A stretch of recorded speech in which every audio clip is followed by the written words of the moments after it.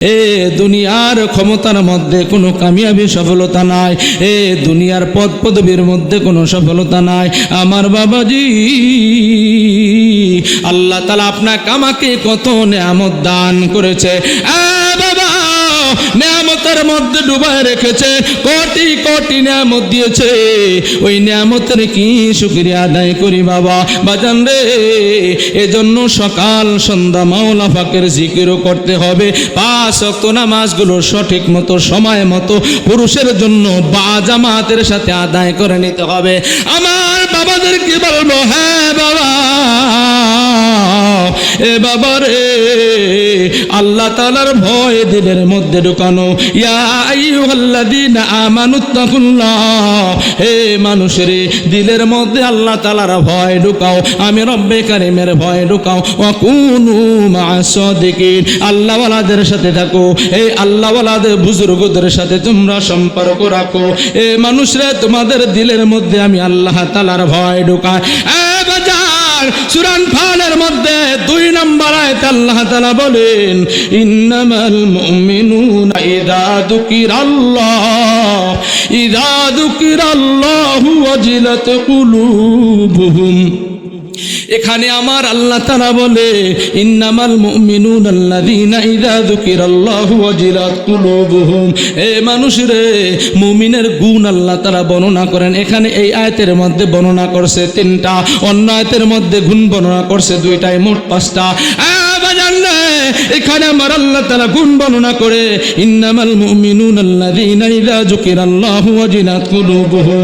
যেখানে মানুষের এরকম মানুষের সামনে আমি আল্লাহ তাআলার কালাম বর্ণনা করা হয়, ইন্নামাল মুমিনুনা আল্লাযীনা ইযা যুকিরাল্লাহ, যখন আল্লাহ তাআলার নাম স্মরণ করা হয়, যখন আমি আল্লাহ তাআলার জিকির করা হয়, যখন মানুষের সামনে আমি আল্লাহ তাআলার কালাম পড়া হয়, ওয়াজিলাত কুলুবুহুম, ওয়াজিলাত কুলুবুহুম। ওয়াজিলাত কেন বলা হইল?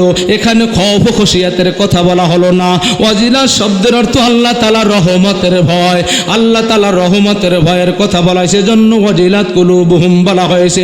ইমানদার মুমিন তো তারাই যাদের সামনে আল্লাহ তাআলার কালামের কথা বললে, আল্লাহ তাআলার জিকির করলে, আল্লাহ তাআলার নাম নিলে ইমানদারের দিলগুলো ভয়ে প্রকম্পিত হয়ে যায়।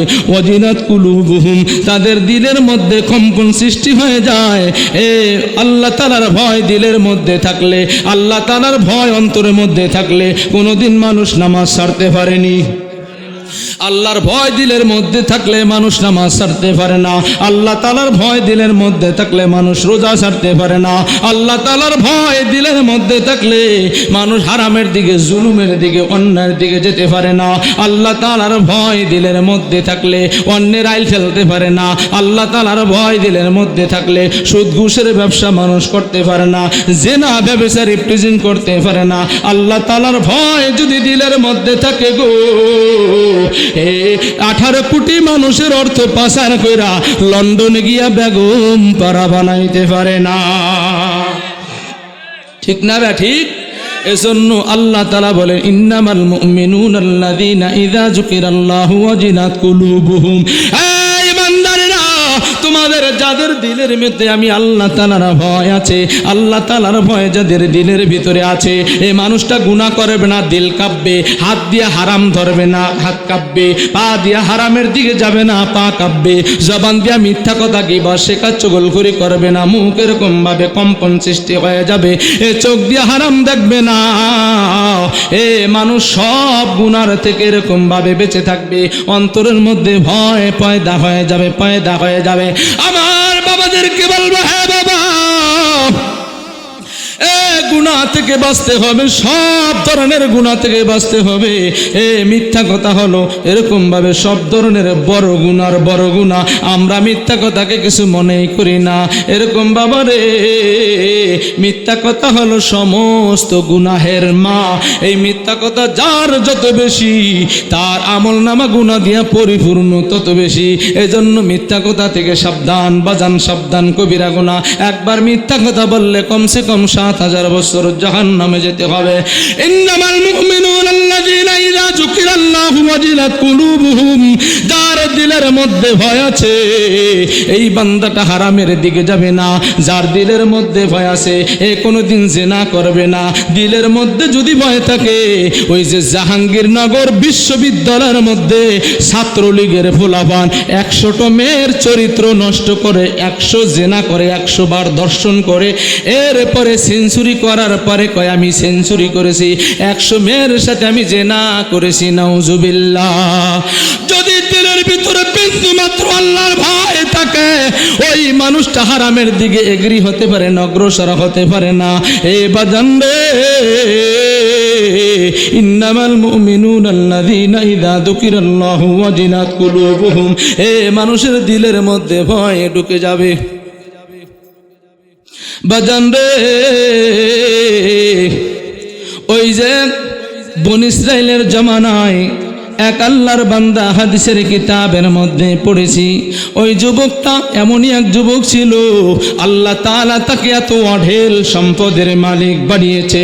জামানাটা ছিল হযরত মুসা আলাইহিস সালাতু ওয়াস সালামের জামানা। যদি মানুষের দিলের মধ্যে ভয় পয়দা হয়, মানুষগুলো গুনার থেকে ফিরে আসে। মানুষ দিলের মধ্যে ভয় থাকলে নামাজ ছাড়ে না, রোজা ছাড়ে না, পর্দা ছাড়ে না। এরকম ভাবে মানুষগুলো গতকালকে এরকম 31 নাইট তারাই করেছে যাদের দিলের মধ্যে আল্লাহর ভয় নাই। বাজান রে, আমরা তো চেষ্টা করেছি তাহাজ্জুদের মধ্যে সময়টা কাটানোর জন্য। যাদের দিলের মধ্যে ভয় ছিল না, আপনার মতো আমার মতো ইমানদাররা তাহাজ্জুদের মধ্যে গতকালকে রাত্রটায় ব্যস্ত ছিল। 1টা বছর অতিবাহিত হয়ে গেল, কি আমল জমাইছে জানি না। আল্লাহ এই দিনের আমল তুমি কবুল করে নাও। এ বাজান রে, যাদের দিলের মধ্যে ভয় আছে তারাই তো নামাজ আদায় করে, যাদের দিলের মধ্যে ভয় নাই তারাই গুনার দিকে ধাবিত হয়। ঠিক না ঠিক? ইন্নামাল মুমিনুনা আল্লাযীনা ইযা যুকিরাল্লাহু ওয়াজিলাত কুলুবুহুম, যার দিলের মধ্যে আল্লাহ তাআলার ভয় আছে ওই বান্দা গুনার দিকে ধাবিত হতে পারে না। ওই যে বনি ইসরাইলের জামানায় মিশরের জমিনে ওই যে আল্লাহর এক বান্দা ছিল, যুবক ছিল, অর্থের জঞ্জানানে ছিল অনেক বেশি, যার নাম হলো কিফিল। এ বাজান রে, ওই কিফিলকে আল্লাহ তাআলা এত পরিমাণ সম্পদ দিয়েছে, এই পরিমাণ সম্পদ দিয়েছে, অঢেল সম্পদের মালিক দিয়েছে। যুবক মানুষটা একেবারে ইয়ং স্ট্রং, একেবারে কি শক্তিশালী যুবক। আল্লাহ ওনাকে অনেক লক্ষ লক্ষ কোটি টাকার সম্পদের পাহাড় আল্লাহ তাআলা দিয়েছে। সম্পদ চুরি করে নেয় নাই, সম্পদ ডাকাতি করে নেয় নাই, ব্যবসা বাণিজ্য করেছে, তবে বান্দার দিলের মধ্যে আল্লাহর ভয় ছিল না। এই বান্দা কি করেছে?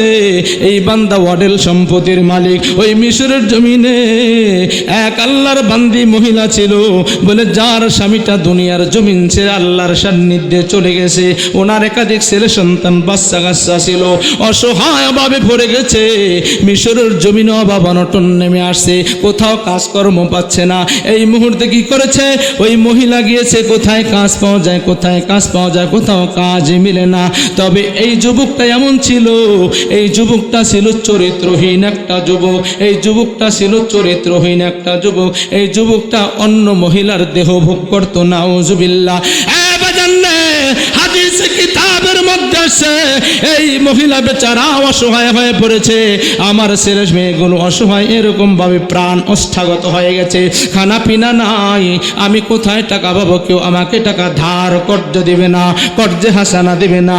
এই যে কিফিল, ওনার কাছে এই মহিলা বেচারা গেছে অসহায়, ভাই রে আমি এরকম ভাবে বিপদে পড়ে গেছি, স্বামী দুনিয়ার জমিনে বেঁচে নাই, আমার বাচ্চা কাচ্চা আছে, এখন খাওয়ান খোরাকের কোনো ব্যবস্থা নাই, যদি কিছু অর্থ দাও আমি তোমাকে কাজকর্ম করে অর্থটা পেমেন্ট করে দিব, পরিশোধ করে দিব, আমাকে কিছু টাকা দাও বাচ্চা কাচ্চার জীবন বাঁচানোর জন্য।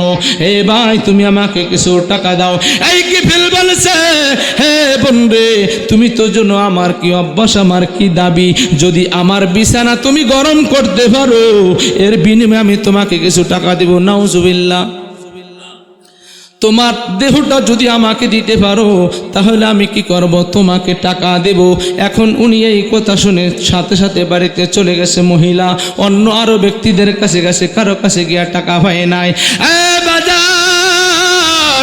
এই মহিলা মহিলাটা কি করেছে, সর্বশেষ বেকার হইয়া কাঁপতে কাঁপতে কান্না করতে করতে 2বার 3বার, তৃতীয়বারের সময় আবার ওই যুবক কিফিলের কাছে গিয়েছে। কিফিলের কাছে গিয়েছে, বলছে ভাই আমার ছেলে মেয়েগুলো কানতে কানতে একেবারে অশ্রু শূন্য হয়ে গেছে, প্রাণ ওষ্ঠাগত, এখন আর আমার বাচ্চাগুলো কানতেও পারে না, চোখ দিয়েও পানি পড়ে না, কান্না করলে গলা দিয়ে আওয়াজও হয় না, এখন প্রাণ বন্ধ হয়ে যাওয়ার উপক্রম হয়েছে। বাইরে যদি তুমি আল্লাহর রাস্তায় আমাকে কিছু অর্থ দাও, আমার ছেলে মেয়েগুলো বাঁচবে। বলে আমি বাঁচাইতে জানি না, আমি চাই তোমার দেহ। নাউজুবিল্লাহ। এই কথা বলার পর এই মহিলা, দিনদার নামাজি মহিলা, ওনার সামনে যখন প্লেস করেছে, ভাই রে তোমার অর্থ আছে আমাকে দিলা না, ময়দানে মহাসুরে আল্লাহ তাআলার কাছে অর্থের হিসাব দিতে হবে। মিন আইনা তাসাবা ওয়া ফিমা আনফাকা, কোথার থেকে সম্পদ জমাইছো আর কোথায় তুমি খরচ করেছো। এ বাংলাদেশের 18 কোটি জনগণের সম্পদ মাইরা নিয়া এ লন্ডনে গেছো, ভারতে গেছো, আমেরিকা গেছো, এই 300 কোটি মিলিয়ন ডলার তুমি পাচার করেছো। পদ্মা সেতু থেকে করেছো, রূপপুর পারমাণবিক বিদ্যুৎ কেন্দ্র থেকে করেছো, রাস্তাঘাটের টামাইরা খাইছো। এ তুমি যে অর্থ, তুমি বাংলাদেশের অর্থ গইরা লন্ডনে বেগম পাড়া বানাইছো। এ মানুষের ওই যে 70 লাখ টাকা নিয়া সিলেটের জমিনে কলাপাতার মধ্যে শুয়া রইছো, এই টাকাগুলোর হিসাব দাও, হিসাব দাও। ও স্বরাষ্ট্রমন্ত্রী হিসাব দাও, প্রধানমন্ত্রী হিসাব দাও, সড়ক পরিবহন মন্ত্রী ওবায়দুল কাদের হিসাব দাও, জ্যাকব সাহেব হিসাব দাও, আলম সাহেব হিসাব দাও, সবাই হিসাব দাও। এগুলোর হিসাব দিয়া যাও। মিন আইনা তাসাবা ও ফিমা আনফাকা, সম্পদ কোথার থেকে কামাইছো, কোথায় ব্যয় করেছো, হালাল পথে কামাইছো নাকি হারাম পথে কামাইছো, অন্যায়ভাবে কামাইছো না অন্যায়ভাবে কামাইছো, বৈধ পথে কামাইছো না অবৈধ পথে কামাইছো। আজ তুমি আমারে কড়াই গন্ডায় হিসাব দিয়া যাও। আমার বাবারা, এই মহিলা কি করলো, ওনাকে এরকম ভাবে সঁপে দিল। মহিলা কম্পন শুরু হয়ে গেছে। ইন্নামাল মুমিনুনা আল্লাযীনা ইযা যুকিরাল্লাহু ওয়াজিলাত কুলুবুহুম, যার দিলের মধ্যে আল্লাহর ভয় আছে। এই মহিলা তো কোরআন পড়ে, মহিলা নামাজ পড়ে, কেমনে জেনার দিকে দাবিতে নিজেকে পেশ করবে, কম্পন শুরু হয়ে গেছে। ওনার প্রত্যেকটা শরীরের গোড়া দিয়া, পশমের গোড়া দিয়া ঘাম বের হয়ে গেছে, হাত কাঁপা শুরু হয়ে গেছে, মহিলার পা কাঁপা শুরু হয়ে গিয়েছে। এখন এই যে কিফিল নামক যে যুবকটা চরিত্রহীন মিশরের জমিনে বলতেছে, ওই রুমের মধ্যে যাও, আমার অন্ধের মহলে যাও, আমার বিছানায় তুমি শায়িত হয়ে যাও। যাইয়া দেখলো এই মহিলা কম্পন শুরু হয়ে গেছে, চোখ দিয়া টপ টপ করে পানি পড়ে। আল্লাহু আকবার। এখন এই যে চরিত্রহীন যুবক ও জিজ্ঞাসা করে, হ্যাঁ বোনরে তুমি কাঁপতাছো কেন, তোমার শরীরের প্রত্যেকটা লোমকূপের গোড়া দিয়া পানি ঝরছে, কোনো পানি বের হচ্ছে, চোখের কোঠা দিয়া কেন বোন তোমার পানি ঝরতেছে, অজর নয়নি। এখন এই মহিলাটা বলে, ভাই রে আমি আমার রব আল্লাহ তাআলা, আমি তোমার চোখ ফাঁকি দিলাম, আমার ছেলে মেয়ের চোখ ফাঁকি দিলাম, পৃথিবীর সবার চোখ ফাঁকি দিতে পারলাম, আমি আরশে আজিমের মালিকের চোখ আমি কিভাবে ফাঁকি দিব। আল্লাহু আকবার। আমি সবার চোখ ফাঁকি দিলাম, আমি রব্বে কারিমের চোখ আমি ফাঁকি দিতে পারবো না। হে ভাই যুবক কিফিল রে, ময়দানে মহাসুরে তোমার হিসাব দিয়া জান্নাতে যেতে হবে, এইটার হিসাব দিয়া তোমার পুলসিরাতের পুল পার হতে হবে, এই জেনার হিসাব দিয়া তোমার কবরে ওঠা লাগবে, জেনার হিসাব দিয়া তোমার মিজানের পাল্লা বাটখারা খাড়া করা হবে, তোমার এই জেনার হিসাব দিয়া তোমার পুলসিরাত সিরাত পার হতে হবে। এই পুলসিরাতের পুল পার হইয়া হিসাব নিকাশ দিয়া এই জিনা তুমি কিভাবে করবা অন্যায় ভাবে, এটার হিসাব রব্বে কারিম আল্লাহ তাআলা নিবে।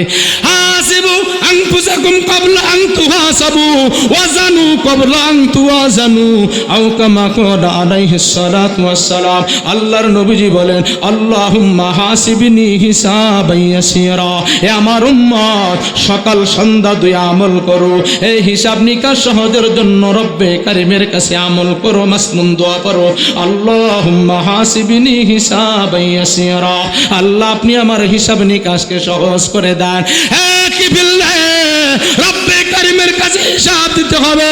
হাসিবু আনফুসাকুম ক্বাবলা আন তুহাসাবু ওয়াজানু ক্বাবলা আন তুআজানু। এ তোমার হিসাব তোমাকে দিতে হবে, আর তোমার পাপ আর নেকি ওজন করা হবে। ওয়াজানু ক্বাবলা আন তুআজানু। এই হিসাব দেওয়ার আগে নিজের হিসাব নিজেই তৈরি করো, তুমি জান্নাতি না জাহান্নামী। এ তোমার নেক আমল ওজন করার আগে নিজের বাটখার আকল দিয়া ওজন করো, এ তোমার নেকি বেশি নাকি গুনাহ বেশি। ওয়াজানু ক্বাবলা আন তুআজানু। এই মিজানের পাল্লায় তোমার নেকি বদি ওজন করার আগে তোমারটা তুমি নিজে ওজন কইরা নাও। এ আমার আরব নগরের বাবা ভাই, আমার মা বোনদেরকে বলে যাই, মা এই মহিলাটা অজর নয়নে কান্না করে হাত পা লাফাইতেছে ছটফট করে, জবাইকৃত মুরগির মতো খাটের উপরে বেডের উপরে লাফাইতেছে, চোখ দিয়া পানি পড়ে, প্রত্যেকটা শরীরের গোড়া পশমের গোড়া দিয়া পানি বের হয়ে গিয়েছে। এই কিফিল নামক যুবকটায় বলে, বোনরে এ বোনরে, আমি বহুত বড় আশা করে এরকম তোমার সুন্দরী রূপসী চেহারা দেখে আমি ফেদা হয়ে গিয়েছিলাম। বোনরে, তুমি যেই ওয়াজ আমাকে শুনিয়েছ, আমার যদি হিসাব কবরে দিতে হয়, এই জেনার হিসাব যদি আমাকে কবরে দিতে হয়, আমি কবরে রেহাই পাবো না। এই জেনার হিসাব যদি আমাকে হাসরে দিতে হয়, আমি হাসরেও বাঁচতে পারবো না। জেনার হিসাব যদি আমাকে মিজানে দিতে হয়, মিজানের বদের পাল্লাটাই আমার বালি হবে। এই হিসাব যে জেনার হিসাব যদি এরকম দিয়া যদি পুলসিরাতের পোল পার হতে হয়, আমার পাপ সবই পাপ, আমার নেক আমল নাই, আমি পুলসিরাতের পোল পার হতে পারবো না। এই জেনার হিসাব যদি দিতে হয়, আমি জান্নাতে যেতে পারবো না, আমি জাহান্নামের একটা কীট হয়ে যাব। যা বোন যা, তোমার যত টাকার প্রয়োজন হবে রে বোন, এই টাকা নিয়ে যাও, টাকা নিয়ে যাও। তুমি আমাকে এমন ওয়াজ শুনাইছো রে বোন, এ আমার হাত থেকে এই এক যুগের মধ্যে 12 বছরের মধ্যে এমন কোনো মেয়ে নাই যে আমার অন্তরের মহলে আইসা সে আবার পবিত্রভাবে ফিরা গিয়েছে, ফিরা চলে গেছে। এরকম ভাবে এই এক যুগে 12 বছরের মধ্যে হয় নাই। হ্যাঁ বোনেরে, তুমি আজ আমার দিলের মধ্যে এমন ভয় ঢুকাই দিয়েছ রে বোন, আমি আর তোমার সাথে জিনা করব না, আমি আর তোমার শরীর ভোগ করব না। যাও রে বোন যাও, ময়দানে মহাশরে আমি কিফিল গুনাহগার যদি এরকম ভাবে বিপদে পড়ে যাই, রব্বে কারিমের কাছে তুমি বলবা, যদি দেখো আমি বিপদে পড়ে গিয়েছিলাম, আমি ইচ্ছা করলে তোমার দেহটাকে ভোগ করতে পারতাম। তোমার কথায় আমার আল্লাহ তাআলা আমার দিলের ভিতরে হেদায়েতের নূর ঢুকাই দিয়েছে। আল্লাহু আকবার। এই যুবকটা এমন যুবক হয়েছে, এই যুবকটা এমন অবস্থা হয়েছে, এই যুবকটার মধ্যে এরকম আখিরাতের রোগ ঢুকিয়া গেছে। এই যুবকটা অন্ধের মহল সাইরা এরকম ভাবে পুরান জামা কাপড় পইরা জঙ্গলে চইলা গেছে, রব্বে কারিমের কুদরতি কদমে সিজদা দিয়ে দিয়েছে। আর এরকম ভাবে দিনরাত 24 ঘন্টা সিজদা দিয়া মিশরের জমিনে পাহাড়ের পাদদেশে কান্দে, আর রব্বে কারিমকে বলে, আল্লাহ ও আল্লাহ, মিশরের জমিনে মা তাহাতা আদিমিস সামাই ফাওকাল আরদ, ও আল্লাহ, আসমানের নিচে জমিনের উপরে আমার চাইতে বড় জালেম, আমার চাইতে বড় খুনি, আমার চাইতে বড় সন্ত্রাস, আমার চাইতে বড় পাপাচার, আমার চাইতে বড় অন্যায়কারী একজনও নাই। ও আল্লাহ, আমার এই সমস্ত অন্যায়ের গুনাহগুলো তুমি মাফ করে দাও। এই মিশরবাসী সবাই জানে সে একটা জিনাখোর জালেম, 24 ঘন্টা সে মদের মধ্যে নেশারাসরের মধ্যে থাকে। বলে এই বান্দা যখন মারা যায়, ওই তদানীন্তনকালের জমানার নবী হলো পয়গম্বর মুসা আলাইহিস সালাতু ওয়াস সালাম। একজন আলেমরা যদি মারা যায়, ইজা মাতাল আলিমু মাতাল ওয়াতান, একজন আলেম যদি মারা যায়, একটা দেশই মারা যায়। আহমদ শফি সাহেব মারা গিয়েছে, সরমনাই সাহেব মারা গিয়েছে, শাইখুল হাদিস সাহেব মারা গিয়েছে, শামসুল হক ফরিদপুরি মারা গিয়েছে, 10টা কান্নায় রোল পড়ে গেছে।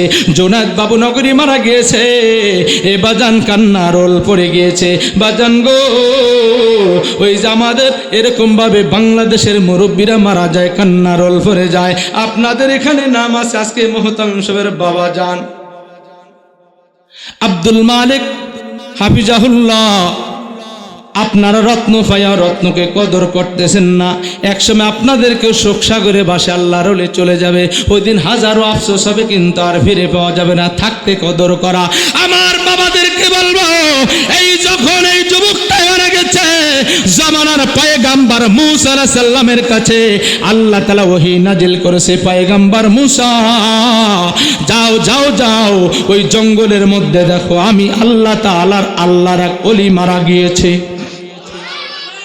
আসলে সে তো কোনো ওলি না, সে ছিল একটা জেনাখোর, সে একটা মদখোর, সবসময় মাগিবাজ ফাঁকিবাজ লম্পট লুচ্চামি চরিত্রহীনতার মধ্যে তার দিন রাত কাটতো। কিন্তু মুসা আলাইহিস সালামের কাছে আল্লাহ ওহী পাঠাইছে, আমার ওলি মারা গেছে, তাড়াতাড়ি করে দাফন কাফনের ব্যবস্থা করে দাও। মুসা আলাইহিস সালাম গিয়েছে দুধ নিয়ে, তার অনুসারে নিয়া যায় দেখে এই এলাকার সবচাইতে বড় জালেম জেনাখোর মারা গিয়েছে। ও আল্লাহ, এটা তো একটা জেনাখোর মারা গিয়েছে, কেন আপনার ওলি বলেন? হে মুসা রে, শেষ সময় এক মহিলার কথা অনুযায়ী তার দিনের মধ্যে এমন আসর ফেলেছে, এরকম ভাবে ও আমার কাছে শেষ সময় এমন তওবা করেছে। এই তওবার দাম কত জানুনি? সমস্ত মিশর যারা অন্যায় অপরাধের সাথে জড়িত, এর তওবাটা 22টা ভাগ করে যদি সমস্ত অন্যায়কারীদের মধ্যে ভাগ করে দেওয়া হইতো, মিশরের সমস্ত জালিমদেরকে আল্লাহ তাআলা মাফ করে দিত। হ্যাঁ মুসা রে, হে আমার ওলি আমার কাছে এমন তওবা করেছে, আত-তাইবু মিনাজ যামবি কামাল্লা যামবালা, এ তওবা করেছে এমন খালেস তওবা করেছে, আমি রব্বি কারীম ওলি হিসাবে বান্দাকে কবুল করে নিয়েছি। আমার আল্লাহ তাআলা সূরা আনফালের মধ্যে বলে, ইন্নামাল মুমিনুনা আল্লাযীনা ইযা যুকিরাল্লাহু ওয়াজিলাত কুলুবুহুম, ওই সমস্ত মানুষগুলো মুমিন ইমানদার যাদের এরকম ভাবে গুনার কথা শুনলেই দেখলে শরীরের মধ্যে ভয় প্রকম্পিত হয়ে যায়। এ বান্দা গুনাহ এরকম ভাবে গুনাহকে পছন্দই করতে পারে না, গুনার কথা শুনতেই পারে না। যার দিলের মধ্যে আল্লাহর ভয় আছে, নামাজ ছাড়তে পারে না, রোজা ছাড়তে পারে না, মসজিদ মাদ্রাসার মহব্বত দিলের মধ্য থেকে বের করতে পারে না, আলেম ওলামাদের মহব্বত দিল থেকে বের করতে পারে না। জোরে বলেন ঠিক না ঠিক? এই জন্য আমার বাবাদেরকে বলবো, বাবা এই কোরআনের শত্রু ছায় ইমানদার থাকবে, ইমানদাররা থাকবে। وَإِذَا تُلِيَتْ عَلَيْهِمْ آيَاتُهُ زَادَتْهُمْ إِيمَانًا وَعَلَى رَبِّهِمْ يَتَوَكَّلُونَ। ইমানদারের আরেকটা বৈশিষ্ট্য হলো, এই মানুষের সামনে যখন তেলাওয়াতে কোরআনুল কারীম পড়া হয়, এই মানুষের সামনে যখন কোরআনের আলোচনা করা হয়, কোরআনের বর্ণনা ব্যাখ্যা বিশ্লেষণ তাফসীর করা হয়, এই মানুষগুলো চাতক পাখির মতো তাকাই থাকবে, উঠবে না। এরা কোরআন প্রেমিক। কোরআন প্রেমিকরা কোনো সময় কোরআনের মজমা থেকে ওঠে না, ঠিক না বে ঠিক?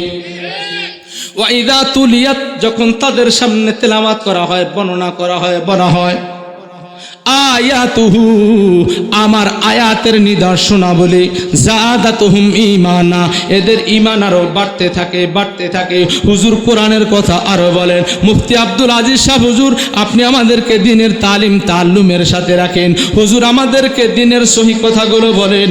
হুজুর আমাদেরকে সৎ পথে চালায়, এরকম ভাবে এরকম উপদেশ দিবে, আর দিন গ্রহণ করবে, মানুষের ঈমান জিয়াদা হবে।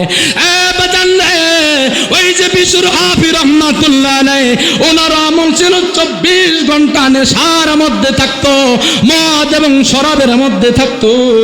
বিশুর হাফি রহমাতুল্লাহ আলাইহি বন্ধুদের সাথে যাইতেছে, ওই বন্ধুদের সাথে যাইতে যাইতে যাইতে যাইতে একদিনের ওয়াকিয়া বাজান রে, একদিন দেখতেছে বন্ধুদের কিরকম নিয়ে মদের আড্ডায় যাইতেছে। বন্ধুরা বলতেছে তাড়াতাড়ি করে চল, বিশুর হাফি বলতেছে চলো আমরাও চলো, সবাই মিলে চলতেছে। এখন সবাই আগে অগ্রসর হয়, বিশুর হাফি নিচের দিকে তাকায় তাকায় হাঁটতেছে। হঠাৎ ওনার চোখের নজরের মধ্যে একটা টুকরা কাগজের টুকরা পড়েছে, ওনার আকর্ষণ লেগেছে। এই কাগজের মধ্যে কি জানি দেখা যায়, আরবি হরফের মতো কি জানি দেখা যায়। উনি আর ওই দিন মদের আসরের মধ্যে যায় নাই, অজুহাত দিয়া বন্ধুদেরকে পাঠাই দিছে, যা বন্ধু তোরা মদের আসরে যা, আমি আসতেছি। বিশুর হাফি রহমাতুল্লাহ আলাইহি ওই সুন্দর টুকরাটা কোরআনের আয়াতটা নিয়া উনি বাড়িতে চলে গেছে দৌড় দিয়া। মা সব সময় দোয়া করেছে, আল্লাহ রে আমার বিশুর হাফি সব সময় গুনার মধ্যে ডুবান্ত থাকে, আল্লাহ আমার বিশুর হাফি সব সময় মদের মধ্যে নেশার মধ্যে থাকে, আল্লাহ আমার বিশুরকে তুমি কবুল করো। মা ছিল দিনদার ইমানদার নামাজি কোরআন পড়ুয়া মহিলা। বিশুর হাফির মা বিশুরের জন্য বহু চোখের পানি বিসর্জন দিয়েছে। বাজান রে, আজকে মায়ের চোখের পানি মনে হয় কাজে লাইগা যাইবে। বন্ধুদেরকে পাঠাই দিয়েছে মদের আসরে। বিশুর হাফি এরকম ভাবে কাগজটা নিয়ে চলে গেছে মায়ের কাছে, দয়া বলতেছে মা দরজাটা খোলো রে মা। কে বাবা তুমি? মা আমি তোমার বিশর। ও মা দরজা খোলো গো। মা দরজা খুলেছে। মা গো মা এই টুকরাটা কি দেখা যায়? বলে বাবার এটা তো কোরআনের আয়াত। বলে মা এটার মধ্যে কি লেখা আছে? এটার মধ্যে লেখা আছে তাসমিয়া বিসমিল্লাহির রহমানির রহিম। মাগো মা এটার মধ্যে কার নাম লেখা আছে রে বাবা? এটার মধ্যে তোমাকে যিনি বানিয়েছে, আমাকে যিনি বানিয়েছে, এরকম ভাবে খলাকাস সামাওয়াতি ওয়াল আরদ, আসমান এবং জমিনের মধ্যে যাহা কিছু আছে খালেকে কায়নাতের তিনটা নাম আছে। তিনটা নাম আছে আল্লাহ, রহমান এবং রহিম। এখানে তিনটা নাম আছে রে বাবা। এই নাম পরে পরে আমাকে শোনাও। মা বিশর হাফির মা তেলাওয়াত করে করে বিশরকে শোনায়। বিশর হাফির অজর নয়নে চোখ দিয়া পানি ভরে আর পানি ভরে, পানি ভরে আর পানি ভরে। এই বিশর হাফি রহমাতুল্লাহ আলাইহি কি করলো? রাস্তায় পড়ে আছিল প্যাক কাদা ধুলা ময়লা যুক্ত আয়াতটা ছিল, উনি সুন্দর করে মুছে পরিপাটি করে এরকম ভাবে ওয়ার্ড্রোব আলমিরার উপরে রেখে দিয়েছে। এখন রাত হয়ে গেছে গভীর, উনি কিভাবে ঘুমাইবে? এখানে তো কোরআনের আয়াত, আল্লাহ তাআলার কালাম, খায়রুল কালামি কালামুল্লাহ। এখানে আমার আল্লাহ তাআলার কালাম, আর আমি বিশর হাফি এই রুমের মধ্যে ঘুমাবো তা কিভাবে হয়? আমি পালাম্বা করে ঘুমাইতে পারবো না। বিশর হাফি কি করলো? সারা রাত না ঘুমাই এই কোরআনের আয়াতটাকে মাথার উপরে ধরে রেখেছে। আল্লাহু আকবার। বিশর হাফি রহমাতুল্লাহ আলাইহি এই কোরআনের মর্যাদা দিয়েছে, আল্লাহর আয়াতের মর্যাদা দিয়েছে, আল্লাহর নামটাকে বুলন্দ করে রেখেছে, উর্দু মাথার উপরে রেখে দিয়েছে। সারা রাত ঘুমায় নাই, পা লম্বা করলে বেয়াদবি হবে। বিশর হাফি এরকম ভাবে কি করলো? বিশর হাফি সারা রাত ঘুমায় নাই, আয়াতটাকে মাথায় করে নিয়েছে। এজন্য বাবারে এই বিশর হাফি রহমাতুল্লাহ আলাইহি আল্লাহ তাআলা কেমনে কবুল করে? বিশর হাফি রহমাতুল্লাহ আলাই দিলের মধ্যে আল্লাহ তাআলার ভয় ঢুকাই দিয়েছে। এরকম ইন্নামাল মুমিনুনা আল্লাযীনা ইযা যুকিরাল্লাহু ওয়াজিলাত কুলুবুহুম ওয়া ইযা তুলিয়াত আলাইহিম আয়াতুহু যাদাতুহুম ঈমানা ওয়া আলা রাব্বিহিম ইয়াতাওয়াক্কালুন। এ বাজান গো, বিশর হাফি আয়াতটা মাথায় করে রেখে দিয়েছে। হঠাৎ করে তন্দ্রা আসছে, আর এমনই ভাবে গায়েব থেকে ইলহামের মাধ্যমে একটা আয়াত আসছে, একটা কথা বেশি আসছে। এ বিশর রে ইয়া বিশর রফাতা ইসমি ফালা ফারাকা। হে বিশর রে, তুমি আমার নাম, আমি আল্লাহ তাআলার নামকে সবার উপরে তোমার সের মাথার উপরে উঠায় রেখেছো। এ তুমি মদখোর হতে পারো, তুমি নেশাখোর হতে পারো, আজকে কোরআনের সম্মান করার কারণে, কোরআনওয়ালাকে সম্মান করার কারণে, কোরআনের ধারক বাহককে সম্মান করার কারণে, ইয়া বিশর রফাতা ইসমি ফালা ফারাকা। হে বিশর রে, আমি আল্লাহ তাআলার নামের স্মরণ করেছো, সবার ঊর্ধ্বে জায়গা দিয়েছো। আমি আল্লাহ তাআলা ইলহামের মাধ্যমে জানাই দিলাম, এই তদানীন্তন সারা পৃথিবীর মধ্যে যত বুজুর্গ আছে, অলি আব্দাল আছে, গাউস কুতুব আছে, সবার ঊর্ধ্বে আমি এই মুহূর্তে তোমার নামটাকে লেখা দিলাম।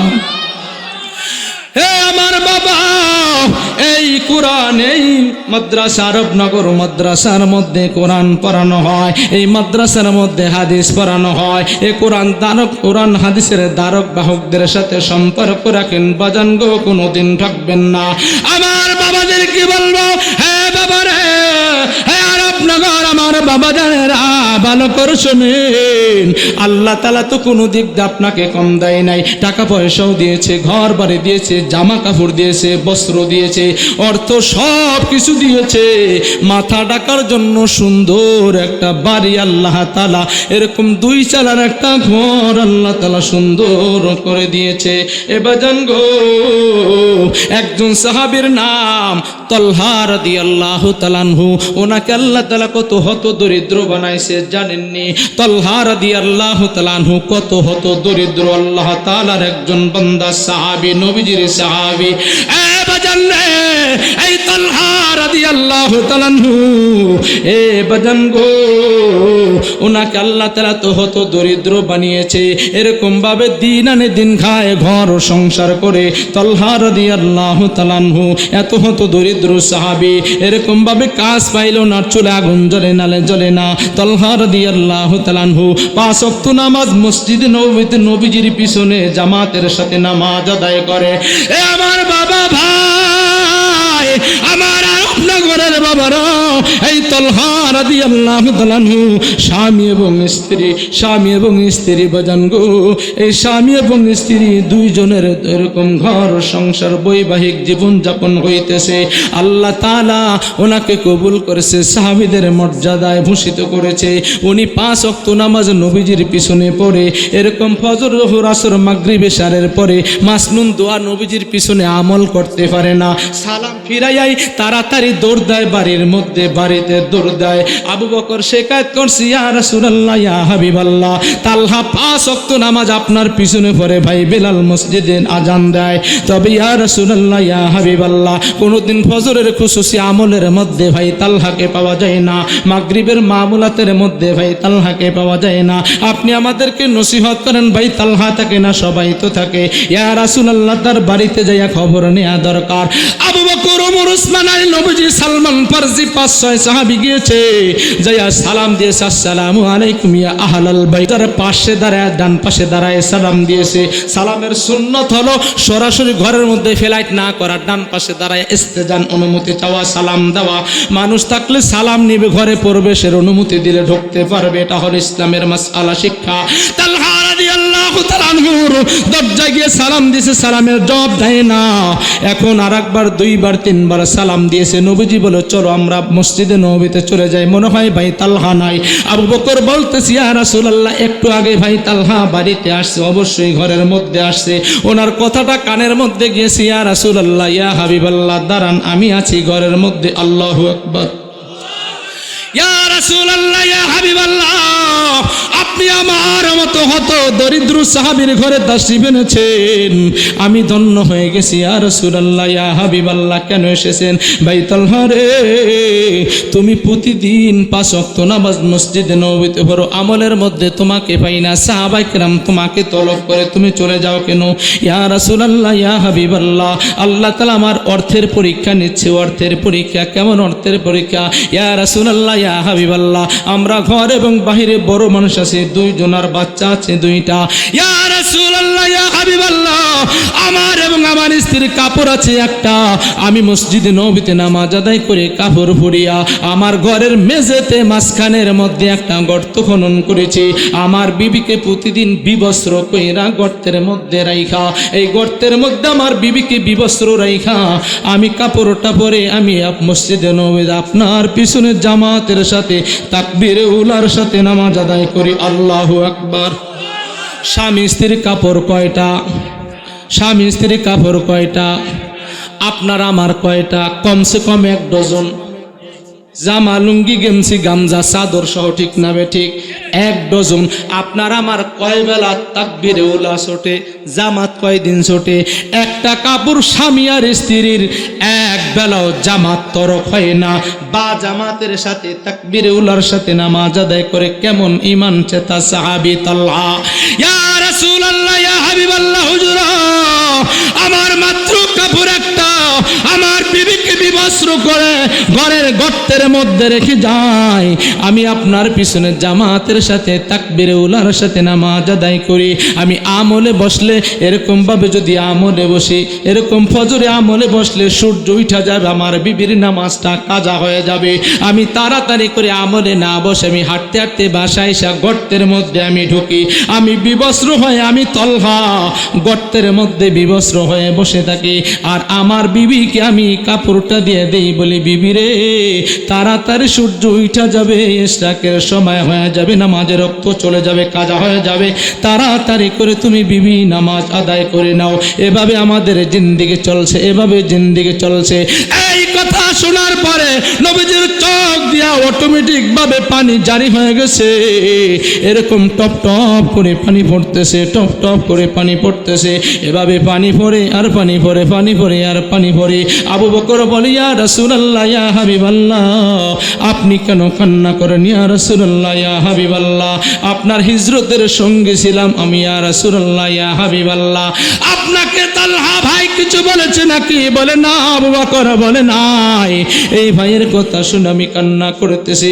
ইয়া রাসূলুল্লাহ, ইয়া হাবিবাল্লাহ, আপনি কান্না করলে কি অবস্থা হবে? আমরা তো আরো কান্নায় ভেঙে পড়ব। আপনার নূরানি চেহারা দেখে আমি এরকম ভাবে কালেমা পড়ে মুসলমান হয়েছি। ওমর বলতেছে, ইয়া রাসূলুল্লাহ, ইয়া হাবিবাল্লাহ, আপনার কান্না বন্ধ করে ওই আরবের জমিনে, ইয়া রাসূলুল্লাহ, ইয়া হাবিবাল্লাহ, ওই আবু জাহাল বলছিল যে মুহাম্মাদের মাথাটা আইনা দিতে পারবে তাকে আরবের 100 লাল উট পুরস্কার দেওয়া হবে। ইয়া রাসূলুল্লাহ, ইয়া হাবিবাল্লাহ, এও দাঁড়ানোর হিম্মত করে নাই, সাহস করে নাই। আমি খত্তাবের বেটা ওমর দাঁড়িয়ে গিয়েছিলাম, আমি আব্দুল্লাহর বেটার মুহাম্মাদের মাথা এনে দিতে পারবো। আমার ডানে বামে সবাই আমাকে বাহা বাহা দিছিল। হা, ওমরের দ্বারা এই কাজ করা সম্ভব, আর কারো দ্বারা সম্ভব না। ইয়া রাসূলুল্লাহ, ইয়া হাবিবাল্লাহ, আপনার মাথাটা আনতে গিয়া আমার মাথাটা ইসলামের তলোয়ারের নিচে দিয়া আমি ইসলামের সুশীতল ছায়ায় আশ্রয় গ্রহণ করেছি। ইয়া রাসূলুল্লাহ, ইয়া হাবিবাল্লাহ, আমার বোন জামাইয়ের তেলাওয়াত শুনে আল্লাহ তাআলা আমার দিলের মধ্যে পরিবর্তন এনে দিয়েছে। ইয়া রাসূলুল্লাহ, ইয়া হাবিবাল্লাহ, ওয়া ইযা তুলিয়াত আলাইহিম আয়াতুহু যাদাতুহুম ঈমানা, আমার বোন ফাতেমা কোরআন তেলাওয়াত করতেছিল, আমার বোন জামাই সাইদ কোরআন তেলাওয়াত করতেছিল। ওখানে আল্লাহ তাআলা হেদায়েত আমার দিলের মধ্যে ঢুকিয়েছে। আমি আপনার মাথা না আনিয়া ইসলামের তলোয়ার নিচে আমার কল্লাটা দিয়ে আসছি। আপনি কেন কাঁদবেন? কাঁদতে হবে না। ওসমানের একই কথা, আলীর একই কথা। হে বাবা জান, একে তো নবীজির শ্বশুর আর জামাতার বিষয়। এ বাজান রে, আলীর কথা বলা হয়েছে। নবীজি বলেন, আনা মাদিনাতুল ইলমি ওয়া আলিয়ুম বাবুহা, আমি হলাম ইলমের গোডাউনের শহর আর গোডাউনের দরজা হলো আমার আলী। এই আলীর সাথে ফাতেমাকে বিবাহ দিয়েছে। এ বাজান গো, ইয়া রাসূলুল্লাহ, ইয়া হাবিবাল্লাহ, আমি 10 বছরের বয়সে আপনার চেহারা দেখে ইসলাম গ্রহণ করেছি। আমার ওই মুহূর্তে খেলাধুলার বয়স মাত্র হয়েছে 10 বছর। আপনার চেহারা আনোয়ার দেখা, আপনার চেহারার নূর দেখা আমি আপনার চেহারা দেখে কালেমা পড়ে মুসলমান হয়েছি। ইয়া রাসূলুল্লাহ, ইয়া হাবিবাল্লাহ, আপনি কাঁদবেন না। আপনার সাহাবী আমার ভাই তালহা আপনাকে কিছু বলছেনি? বলেন, এখনই নাঙ্গা তরবারি দিয়ে তার গর্দান আলাদা করে দিব। নবীজি বলে, না না না ওমর, তুমি ক্ষিপ্ত হও না। আমার ভাই তালহার পরীক্ষা আল্লাহ তাআলা নিয়েছে। ওকে আল্লাহ তাআলা এমন ভাবে পরীক্ষা নিয়েছে। তবে আমার কথা শোনো, এ আবু বকর, ওমর, ওসমান, আলী, হে সালমান ফার্সি রে, এই সালমান ফার্সি 250 বছর বয়সে মুসলমান হয়েছে। সালমান ফার্সি রে, আবু বকর, ওমর, ওসমান, আলী রে, সাহাবায়ে কেরাম শোনো, তোমরা যদি এই মুহূর্তে কেউ জান্নাতি মানুষ দেখতে চাও, কেউ চাওনি, সবাই বলি ইয়া রাসূলুল্লাহ, আমি জান্নাতি মানুষ দেখতে চাই। নবীজি বললেন, আবু বকর, ওমর, ওসমান, আলী, হে তালহা, বেলাল রে, তাড়াতাড়ি করে দেখো, তোমাদের সামনে একটু সামনে দিয়েই কিছুক্ষণ মুহূর্তের মধ্যে জান্নাতি একজন মানুষ যাবে, যার নাম হলো তালহা। একটু পরে আবু বকর, ওমর, ওসমান, আলী, বেলাল আর এরকম ভাবে সালমান ফার্সির সামনে দিয়ে গেল। হযরতে তালহা রাদিয়াল্লাহু তাআলা আনহু ওনাকে সালাম দিয়েছে, মুসাফা করেছে। হে ভাই তালহা রে, তোমার কপালটা কত ভালো, তুমি স্বর্ণের চামচ নিয়ে আমাকে জন্মগ্রহণ করেছো। যদিও তুমি অর্থ শূন্য, যদিও তুমি রিক্ত হস্ত, যদিও তোমার অর্থের ঝঞ্ঝানি নাই, তোমার বাড়িঘর সুন্দর না, কিন্তু নবীজি তোমাকে জান্নাতের সনদ দিয়ে দিয়েছে। জান্নাতি যুবক বলে তোমাকে বলে দিয়েছে, তোমরা যদি কেউ জান্নাতি যুবক দেখতে চাও তাহলে আমার এই তালহারে দেখা তোমাদের চোখের শীতলতা অনুভব করে তারপরে বাড়িতে যাও।